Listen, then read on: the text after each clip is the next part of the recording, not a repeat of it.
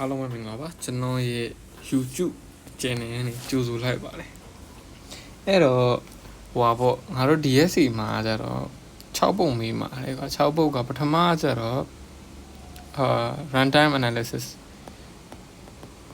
analysis ပြီးသွားရင် array ပြီးသွားရင် linked list ပြီးသွားရင် stack ပြီးသွားရင် BFS 1 2 3 4 5ပြီးသွားရင် SHUNT ရ shunting ရ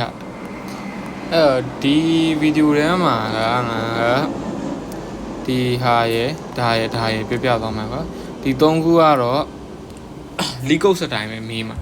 legal စတိုင်းပဲဒါပေမဲ့ဒီ BFS ကလည်းဆရာပြောသွားတာကဒီ၅ပုတ်ပေါ့နှစ်ကနေ9အထိက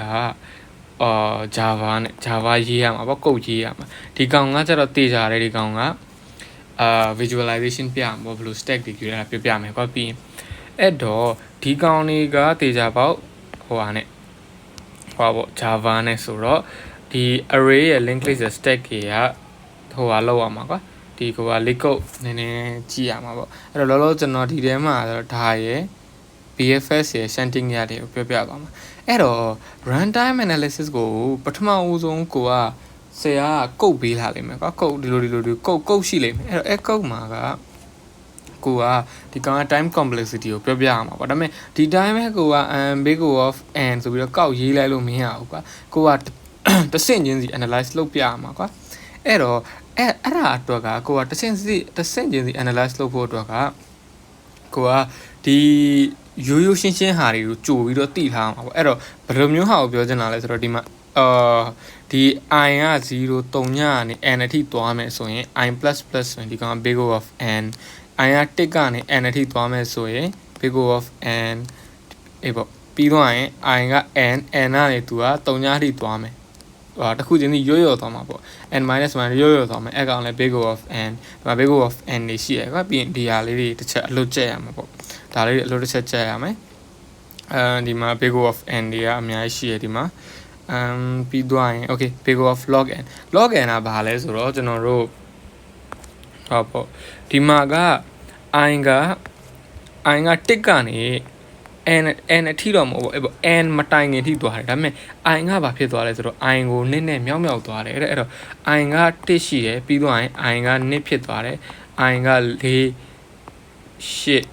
8 16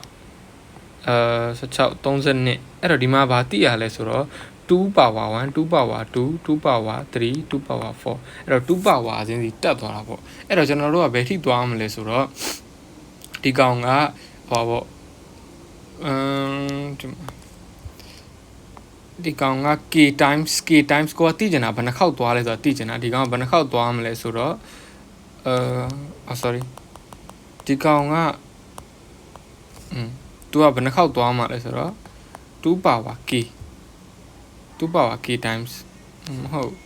ထားလိုက်ပါဒါမှတ်လိုက်ကဒီလိုမျိုးပဲဒီလိုမျိုးအမြောက်ပါတယ်ဆိုရင်ဒီကောင် log n ကွာဒီကောင်ကအမြောက်2ဆိုရင်ပေါ့အဲ့တော့ဒီကောင်အမြောက်3ဆိုရင်ကြတော့ဒီကောင်က base of log base of 2ဒီကောင်က log base of 3ရမယ်ကိုက log n လို့ပဲပြောလို့ရတယ်ကွာအဲ့တော့ဒီမှာအမှလည်းအမြောက် c constant ကြိုက်တဲ့ constant ဖြစ် log of n ပဲ okay အဲ့မှာရပြီ log n ရပြီပြီးတော့ရင် square root ကဘယ်လိုလဲဆိုဒီမှာကြည့်ကွာ i ဒီကောင်က1ကနေဘယ်ထိသွားမလဲဆိုတော့ i အမြောက် i less than equal to n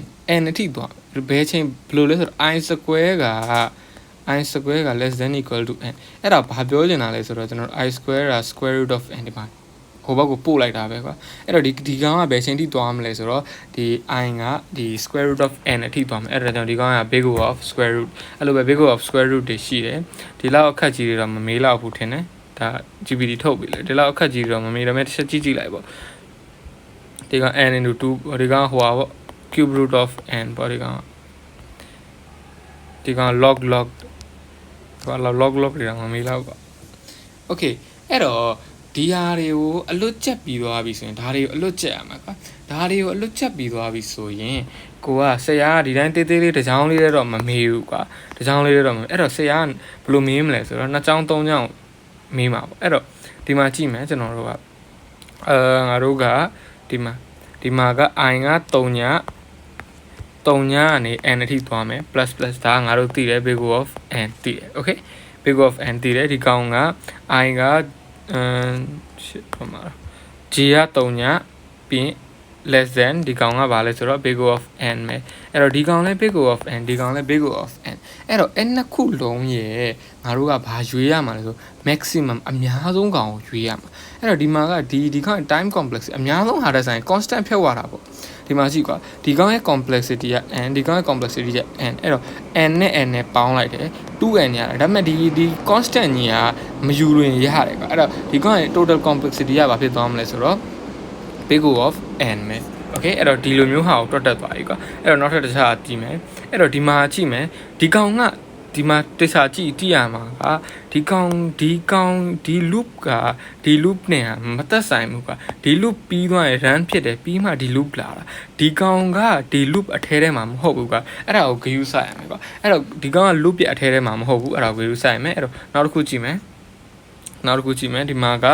I က3ည I က less than and I plus ဒီကောင် n ဆိုတာတည်ပြီ okay n ဆိုတာတည်ပြီဒီကောင်က j က1 j က less than n ဒီမှာနည်းနည်းမြောက်တယ်ဒီကောင်ကဘာလဲဆိုတော့ log n okay log n အဲ့တော့ n အပေါင်း log n ဒါပေမဲ့ငါတို့က maximum ကိုပဲmaximum ကိုပဲဂရုစိုက်ရမှာဒီ max ကိုပဲအများဆုံးပေါ့ဒီမှာကငါတို့ကြည့်ရမှာဒီမှာကြည့်ဒီကောင်ကအနည်းဆုံးကနေအများဆုံးထိသွားနေတာအမဟုတ်ဒီမှာမပေးထားဘူးပဲသိရမှာက big O of 1ကပိုပြီး efficient ဖြစ်တယ်ဘာထက် efficient ဖြစ်လဲ big O of log n ထက် okay ပိုပြီး efficient ဖြစ်တယ် log n ကဘာထက် efficient ဖြစ်လဲဆိုတော့ sqrt big O of square root of n အဲ့ဒါ efficient ဖြစ်တယ်ဒီကောင်ကဘာထက် efficient ဖြစ်လဲဆိုတော့ big O of n အဲ့ဒါကိုဒါလေးကိုလည်းမှတ်ရမှာကွာ big O of 1 log square root of nပြီးတော့ n square ပြီးတော့ n cube ဘာညာပေါ့ n cube လာပြီးသွားပြီဆိုရင်2 power n လောက်တော့မမေးတော့ဒီဟာပြီးတော့တခုရှိသေးတယ် n log n ဆိုတာရှိတယ် okay အဲ့တော့အဲ့ဒါ maximum ပေါ့အဲ့တော့ဒီထဲမှာကဒီ maximum တစ်ခုရွေးရမှာဒီထဲမှာမှတ်ထားရမှာသတိထားရမှာဒီ loop နှစ်ခုကတစ်ခုနဲ့တစ်ခုကို overlap တစ်ခုအထဲမှာတစ်ခုမဟုတ်နေဘူးတစ်ခုနဲ့တစ်ခုကအပြင်ဖြစ်နေတယ် okay အဲ့ဒါမဟုတ်ဘူးအဲ့လိုမျိုးအပြင်ဖြစ်မှာဒီဟာကိုသုံးလို့ရမှာမဟုတ်ရင်ဒီနည်းကိုသုံးလို့ရမှာအဲ့တော့ n ရှိရယ် log n ရှိရယ်ဒီကောင်က log n ဆိုတော့ n plus log n ဆိုတော့ငါတို့ကတခါတည်း log n ကိုယူအကြီးကိုယူရတာပေါ့ပို့ပြီးဟိုဟာဖြစ်တဲ့ဟာကိုယူရတာအဲ့တော့နောက်တစ်ခုကြည့်မယ်ဒီမှာကကျွန်တော်တို့1ကနေ n အထိသွားမယ်ဒီကောင်က big O of log n ငါတို့သိပြီနည်းနည်းမြောင်းနေတယ်ဆိုတော့ log n okay အဲ့တော့ဒီမှာက j ရှိတယ်1ရှိတယ်ဒီကောင်က n အောက်ထည့်သွားတယ်ဒီကောင်လည်း log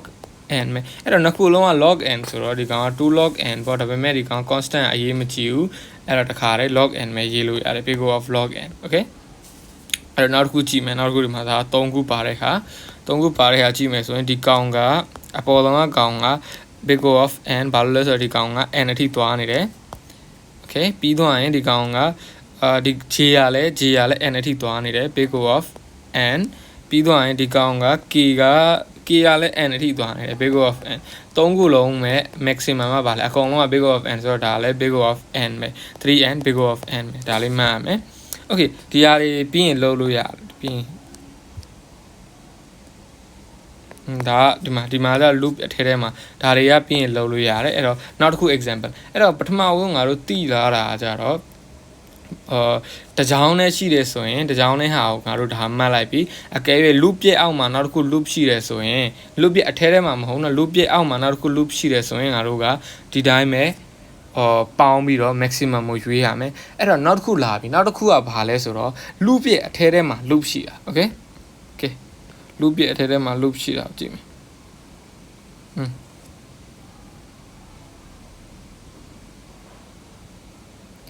ဘယ်သွားရတော့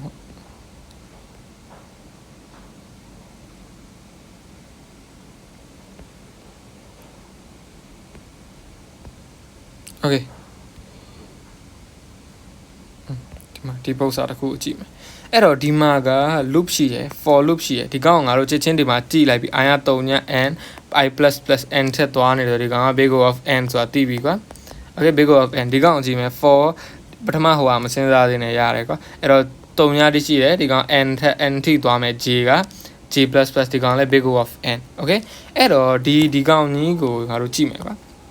အဲ့တော့ loop ရဲ့အထဲထဲမှာ loop ရှိတယ်ဆိုရင်ဒီကောင်ကဘာဖြစ်သွားမလဲမြောက်မှာ okay အဲ့ဒါမှန်မှာအဲ့ဒါကိုမှန်မယ်မြောက်မယ် okay အဲ့တော့ဒီကောင်ကဘာဖြစ်သွားမလဲ big O of n square ဒီတစ်ခုလုံးကြီးက big O of n square okay အဲ့တော့ဒီမှာအဲ့ဒါမှန်မှာနော်တက်ရှိတယ်ဆိုရင်ပေါင်းရတယ် loop အထဲထဲမှာရှိတယ်ဆိုရင်မြောက်ရတယ် okay အဲ့တော့ဒီမှာဒီနောက်တစ်ခုဟာကိုကြည့်မယ်ဒီကောင်က k1 kn အထိသွားမယ်ဒီကောင်ကမြောက်နည်းနဲ့မြောက်တယ်ဒါလွယ်တယ် log of n okay log of n ဒီကောင်က3ည x က n အထိသွားတယ်ဒီကောင်က big O of n အဲ့တော့ဒီမှာကြည့်ဒီနှစ်ခုက loop တစ်ခုထဲမှာတစ်ခုရဲ့အောက်ထဲမှာတစ်ခုရှိရ loop ရဲ့အထဲထဲမှာအဲ့တော့ဒီကောင်ဘာလုပ်မလဲမြောက်မယ်ဒီကောင်နှစ်ခုကိုမြောက်တော့ n log n okay ပြီနော်အဲ့တော့ဒါပေမဲ့ဒီ loop ကြီးနဲ့ဒီ loop ကြီးနဲ့ကဘာဖြစ်နေလဲဆိုတော့တစ်ခုနဲ့တစ်ခုကအထဲထဲမှာမရှိနေအဲ့တော့အပြင်မှာကြီးအဲ့တော့ဒီကောင်ကြီးနဲ့ဒီကောင်ကြီးနဲ့ရော maximum ကိုငါတို့က maximum ရှာရမှာပေါ့အဲ့တော့ဒီနှစ်ခုမှာ big O of n square နဲ့ big O of n log n နဲ့ဘယ်ကောင်ကပိုကြီးလဲဆိုတော့ big O of n square ကပိုကြီးတယ်ငါတို့က big O ဆိုတာဒီကောင် worst case ကလုံးဝအမြင့်ပဲဒီကောင်ထက်ပိုမဆိုးနိုင်ဘူးဆိုတော့ပြောချင်တာကွာအဲ့တော့ဒီမှာက big O of n square ကဟိုဖြစ်တာပေါ့ max ဖြစ်နေတယ်အဲ့တော့ငါတို့ကဒီမှာပထမဆုံးဒီမှာရှာတယ်ပထမဆုံးဟာကိုရှာတယ် n ရတယ်ဒီမှာကြည့် n ရတယ်ဒီမှာ n square okay second က log n ရတယ် n log n total လားဒီမှာ total တွေ့နော်အဲ့တော့ဒီထဲမှာငါတို့က max ထုတ်လိုက်တော့ big O of n square okay ကဲနောက်တစ်ခုကြည့်မယ်ဒီမှာက okay i ရ3ည n အထိသွားမယ် i plus plus ဒါလွယ်တယ် big O of n ဘာလို့လဲဆိုတော့ n အထိသွားတယ် i plus plus okay အဲ့တော့ဒီမှာ j ရှိရ j က3ည j က n အထိသွားတယ် j plus plus လွယ်လေး big O of n okay အဲ့တော့ system ဒီကောင်တရားဘာမှမဟုတ်ဘူးအဓိကဒါလေးပဲကြည့်ရမှာ okay အဲ့တော့ big O of n နဲ့ဒီကောင် loop တစ်ခုထဲမှာအထဲထဲမှာဆိုတော့မြောက်လိုက် big O of n square ဒါပေမဲ့ဒီတိုင်းကောက်ရေးလို့မရအောင်ဒီတိုင်းသိရမှာဒီလိုလေးတွေတွက်ပြကွာဘာညာ share ရေးပေးလိုက် first loop is there ဘာညာပေါ့အဲ့လိုလေး share ရေးပေးလိုက်ပါဆရာကြွေသွားမှာ okay အဲ့ဒါပြီးသွားရင်နောက်တစ်ခုလာမယ်0ကနေ n အထိသွားတယ် i plus plus big O of n လွယ်တယ် big O of n 1ကနေ j အထိသွားမယ်နည်းနည်းမြောက်တယ် big O of log n ဘာညာဆိုတော့ဒီမှာနှစ်ခုကိုအထဲထဲမှာဆိုတော့မြောက်လိုက် n log n အဖြစ်မပြဘူးဆိုပြီးတော့ okay ပြီအဲ့တော့နောက်တစ်ခုကြည့်မယ် i ရ1ကနေသွားမယ် n အထိနည်းနည်းမြောက်မယ် log n လွယ်တယ် sorry log n i က j က1ကနေ n အထိသွားမယ် n sorry နည်းနည်းမြောက်နေတယ်ဒီမှာနည်းနည်းမြောက်တယ်တွေ့တယ်နော်အဲ့တော့ဒီကောင်လဲ log n အဲ့တော့ဒီမှာမြောက် log n နဲ့ log n နဲ့မြောက်တာ log square n ရတယ်ကွာအဲ့ဒါလည်းမှတ်ထားရအောင် log square n မင်းနိုင်တယ်နော်ဆရာအဲ့တော့ကဲနောက်တစ်ခုလာမယ်ဒီမှာ i က3ည n ထိသွားမယ် i plus plus ဆိုတော့ big O of n ဒီမှာ i j က3ည n အထိသွားမယ် j plus plus big O of n k က3ည k က n အထိသွားမယ် big O of n အဲ့တော့3ခုလုံးမြောက်လိုက်တော့ဗာရမလဲဆိုတော့ big O of n cube okay ဒီတိုင်းကောက်ရေးလို့တော့မရအောင်ဆရာနည်းနည်းရှင်းပြဖို့သိရမလား first ဘာညာပေါ့ဒီလိုပေါ့ okay နောက်တစ်ခုကြည့်မယ်ဒီကောင်က i က3ည n အထိသွားမယ် big O of n i plus plus big O of n j က1 n အထိသွားမယ်ဒါပေမဲ့နည်းနည်းမြောက်သွားမယ်ဆိုတော့ log of n k က3ည k က n အထိသွားမယ် big O of n okay 3ခုလုံးမြောက်ဆိုတော့ n square log n square log n big O of n square log n okay ကဲနောက်တစ်ခုသွားမယ် i က1 n ထိနေမယ်နည်းနည်းဟိုမြောက်တယ်ဆိုတော့ဒီကောင်သိကြတယ် log of n ဒီကောင်က j က3ည j က n အထိသွားမယ် j plus plus ဒီကောင်က big O of n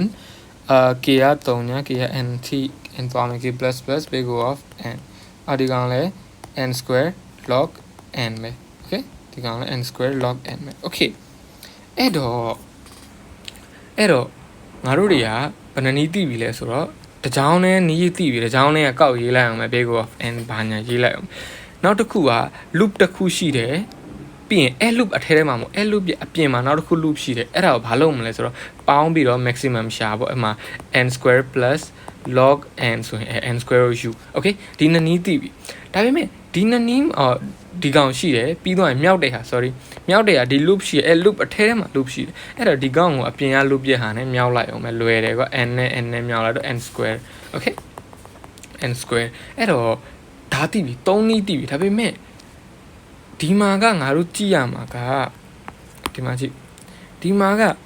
အမြဲတမ်းဒီမှာ n ဖြစ်နေတယ် n ဖြစ်လို့ငါတို့ကချက်ချင်းကောက်ချက်ချလိုက်တာ big of n အကဲဒီအထဲထဲမှာn မဟုတ်ဘဲနဲ့ဒီအပေါ်က variable i ကိုယူတယ်ဆိုရင်ကောဟုတ်ပြီနော်ဒီမှာ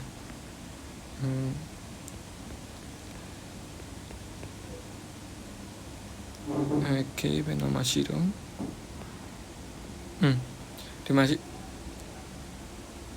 ဒီမှာဒီကောင်ကငါတို့သိတယ် int i က1 n အထိသွားမယ်မြောက်မယ် log of n လွယ်တယ် big O of log n okay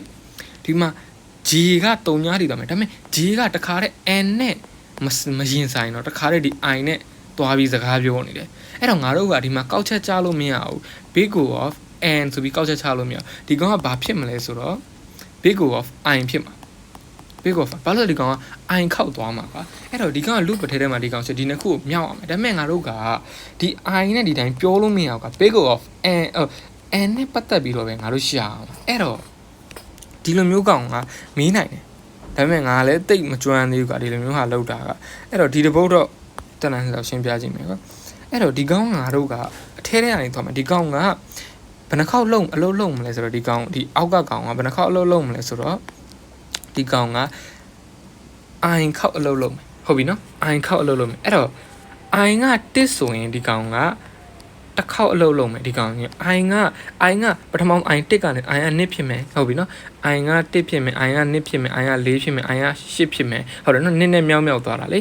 i က16ဖြစ်မယ်အဲ့တော့ i တစ်ခေါက်ဆိုရင်ဒီကောင်ကအထဲထဲကောင်ကတစ်ခေါက်အလုံးလုံးမယ် i နှစ်ခေါက်ဆိုရင်အထဲထဲကောင်က2ခေါက် i 3ခေါက်ဆိုရင်အထဲထဲကောင်က3ခေါက် i sorry i 4ခေါက်ဆိုရင်အထဲထဲကောင်4ခေါက် i 8ခေါက်ဆိုရင်အထဲထဲကောင်က8ခေါက် i 16ခေါက်ဆိုရင်အထဲထဲကောင်16ခေါက်အလုံးလုံးအဲ့တော့ဒီကောင်ကဘယ်ထိသွားမလဲ i က n အထိသွားမယ် okay i က n အထိသွားမယ်ဆိုတော့ဒီကောင်ကဘယ်နှခေါက်အလုပ်လုပ်မလဲ n ခေါက်အလုပ်လုပ်မယ်အဲ့တော့အလုပ်လုပ်တဲ့ခေါက်တွေအားလုံးပေါင်းလိုက်ဒီကောင်ကဘာဖြစ်သွားမလဲငါတို့ discrete bit မှာတင်တယ် geometric sum ဆိုပြီးဖြစ်သွားမှာကွာ i 1နဲ့4 8 16 ... အပေါင်း n အဲ့လိုဖြစ်သွားမှာအဲ့တော့ဒီကောင်ရဲ့အဖြေကဘာလဲဆိုတော့ဒီကောင်ရဲ့ geometric sum ကဘာလဲဆိုတော့ 2n တဲ့ဒါလည်းငါမသိငါ့ကို AI ပြောပြ GPT ပြောပြဒီကောင်ရဲ့ sum မှာ 2n okay အဲ့တော့ဒီ pattern ကပဲအများဆုံးမေးတာပါဒီ pattern နဲ့အများဆုံးဒီထက်ခက်တဲ့ pattern မှာမေးလောက်ဘူးကွာအဲ့တော့ဒီ pattern ဒီလိုမေးတဲ့ဆိုတော့ငါတို့ကဒီလိုရေးပြတယ်ဒီလိုငါအခုရေးပေးသလိုမျိုးဒီလိုလေးရေးပြလိုက်ကွာဒီလိုလေး i တစ်ခေါက်တင်တစ်ခေါက်အလုပ်လုပ်မယ်ပြီးရင်ဒါလေးပေါင်းပြီးတော့ဒါက geometric sum နဲ့ 2n ဖြစ်ပါတယ်လို့ပြောပြလိုက်ကွာ okay အဲ့တော့ 2n ညာပြီအဲ့တော့ 2n ဆိုတော့ဒီကောင်ရဲ့ coefficient ကိုဖြတ်လိုက်တော့ big O of n ပေါ့ဒီမှာရှင်းပြထားတာရှိလားမသိအဲ့တော့ outer ဒီမှာ outer layer ကဒီအောက်အပြင်ကကောင်က log of n နဲ့ but inner ကဘာလုပ်လဲဆိုတော့1 2 4 8 till 8 therefore big O of n okay ဒီလိုရေးလို့မရဘူးလေနော်တွေ့ရနော်ဒီကောင်ဒီလိုပေါင်းတော့ big O of n ဖြစ်မယ်တဲ့နောက်တစ်ခုရှိရကွာဒီကောင်ကလည်းမကြည့်ရသေးဘူးဒီကောင်ကကျတော့i က1 n အထိသွားမယ်ဒီကောင်ငါတို့သိတယ် log of n okay ဒီကောင်က j က3ညာ j က i အမြောက် i အထိသွားမယ်အဲ့တော့ i အမြောက် i ဆိုတော့ငါတို့ကောက်ဒီတိုင်းရေးမယ်ကွာ i ကဘယ်နှခေါက်သွား i က1နဲ့4 8 16 32 okay အဲ့လောက်ဖြစ်မယ်အဲ့တော့ i 1ဆိုရင်အလုပ်ဘယ်နှခေါက်လုံးမလဲဆိုတော့ i 1ဆိုရင်အလုပ်ဘယ်နှခေါက် i square ခေါက်လုံးမယ်အလုပ်ဆိုရင်တစ်ခေါက်4ခေါက်လုံးမယ်16ခေါက်လုံးမယ်32ခေါက်88လေး64အဲ့လိုသွားရင် n ဆိုရင်ဘယ်နှခေါက်အလုပ်လုပ်မလဲဆိုတော့ n square ခေါက်အလုပ်လုပ်မယ်အဲ့တော့ဒီမှာငါတို့ကြည့်လိုက်ရင် value of i က n ထိသွားမယ်အဲ့တော့အလုပ်လုပ်တာ n square ထိအလုပ်လုပ်တော့အဲ့တော့ဒီကောင်ကအများဆုံးယူလိုက်တော့ n square တဲ့အဲ့တော့ဒါနည်းနည်းရှုပ်တယ်ကွာဒါနည်းနည်း deep သွားမှာကွာအဲ့တော့ငါတို့ကသိပြီကွာ main ကဒါလေးကိုတော့ရအောင်မှတ်ထားကွာဒီတပုတ်တော့ပါမယ်ထင်တယ်ငါထင်တော့လေဒီလိုမျိုးဒီကောင်လေး ဒီကောင်လေးတော့ပါမယ်ထင်တယ်သိလားဘာလို့လဲဆိုတော့ဒီကောင်ကနည်းနည်းမှန်းရတာလွယ်တယ်ကွာအဲ့တော့ဒီ log n ကိုငါတို့ကအထဲထဲမှာဒီi နဲ့သွားပြီးတော့ဒီကောင်ကbig O of i ဖြစ်တယ်ဆိုရင်ဒီလိုလေးရေးပြပြီးတော့ဒီကောင်ကငါတို့ကမှားရေးမိနိုင်တယ်ကွာ n log n ဆိုပြီးတော့ဒီလိုမဟုတ်ဘူးကွာဒီလိုမျိုးလေးရှင်းပြပြီးတော့ရေးပြပေးလိုက်ကွာ big O of n ဆိုပြီးတော့ဒါအဓိကပါပဲအဲ့တော့ဒီမှာကြည့်နောက်ထပ်နည်းနည်းလေးမေးခွန်းလုပ်ကြမေးခွန်းဘာမှမေးခွန်းနေမရှိတော့ဘူးလား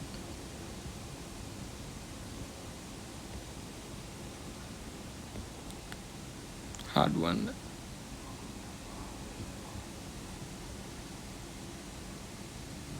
โอเคထားလိုက်မေးခွန်းတစ်ခုထွင်လိုက်မယ်ဟုတ်လားအဲ့တော့ for int I is equal to 0 I is less than equal to n no I plus plus ဒီကောင်ကငါတို့သိတယ်ဗာလဲဆိုတော့ big O of n okay okay ဒီကောင်အထဲထဲမှာနောက်တစ်ခု for loop ရှိတယ် for int I is equal to 0 sorry j is equal to 0 j is less than equal to n j ဘာဖြစ်မလဲဆိုတော့ j into equal to 2 okay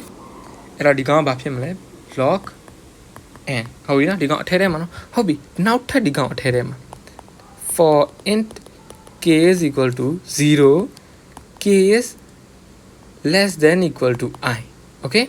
less than equal to I k plus plus ဟုတ်ပြီနော်အဲ့တော့ဒီမှာကငါတို့ကဒီကောင် k ရဘယ်နှခေါက်လောက်လို့ I ခေါက် big O of I လို့ပဲမှတ်လိုက်ကွာလောလောဆယ်ဟုတ်ပြီနော်အဲ့တော့ဒီမှာကြည့်မယ်ငါတို့ကဘာသိလဲအောက်ဆုံးကနေသွားမယ်ဒီနှစ်ခုပကြည့်မယ်ဘယ်နှစ်ခုကြည့်မယ်ဒီနှစ်ခုက big O of I ဟုတ်ပြီနော်အဲ့တော့ big O of I ဆိုတော့ငါတို့ကခုနသိပြီးသားကွာ log of n နဲ့ဒီကောင်လေးကဘယ်လိုဖြစ်မလဲဆိုတော့တစ်ခေါက်ဆိုရင်တစ်ခေါက်အလုပ်လုပ်မယ်နှစ်ခေါက်ဆိုရင်နှစ်ခေါက်အလုပ်လုပ်မယ်သုံးဆိုရင်sorry 4ဆိုရင်4ဒီကောင်လုံနဲ့ 2n ဖြစ်သွားမှာကွာအဲ့တော့ဒီနှစ်ခုရဲ့ဒီနှစ်ခုရဲ့ time complexity ကဘာလဲဆိုတော့ big O of n ဟုတ်ပြီနော်ဒီနှစ်ခုရဲ့ time complexity က big O of n ဒီလိုမဟုတ်တော့ဒီမှာ log n မဟုတ်ဘူးနော်big O of n အဲ့တော့ဒီကောင်အထဲထဲဟာငါတို့ဒီကောင်အပေါ်ကောင်ဒီကောင် loop အထဲထဲမှာရှိရဆိုမှတ်ထားနော်မြောက်အောင်ပါနော်ဒီနှစ်ခုအဲ့တော့ဒီမှာ log ဒီကောင်က big O of n ဒီမှာဒီနှစ်ခုကလည်း big O of n ဆိုတော့နှစ်ခုကိုမြောက်လိုက်တော့ big O of n square ဟုတ်ပြီနော်ဒါက complexity ပေါ့ okay ဒါပါပဲအပြင်နောက်ထပ်တစ်ခုရှိပေါ့ benchmarking နဲ့ benchmarking နဲ့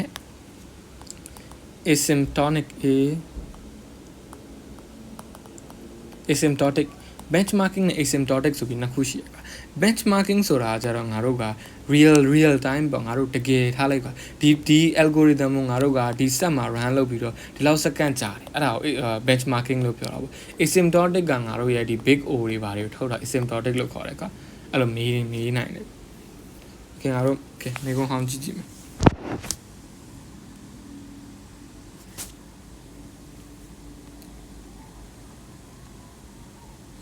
ဒီမှာကြည့်မယ်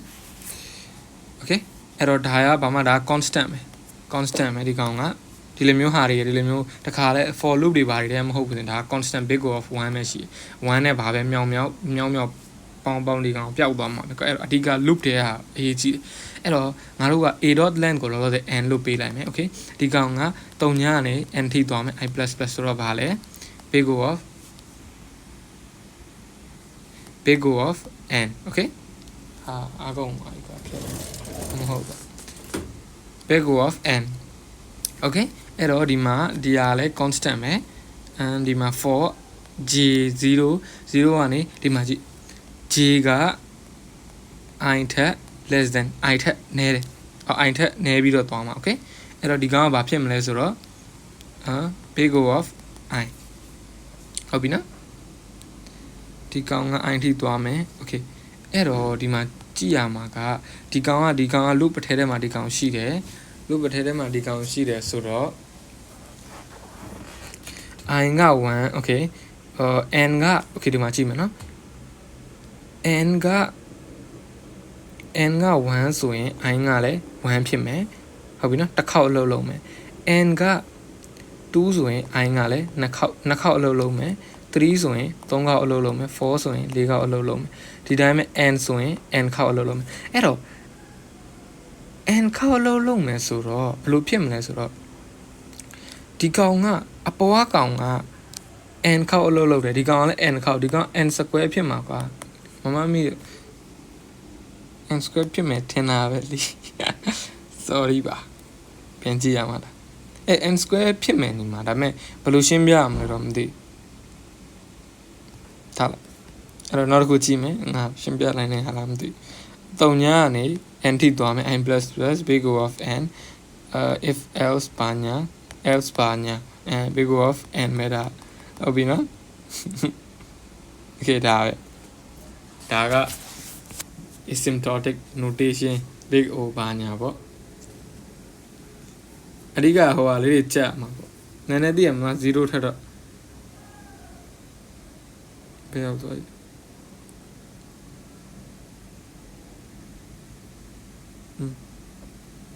ဒါလေးတွေကြက်မှာပေါ့ဒါလေးတွေကြက်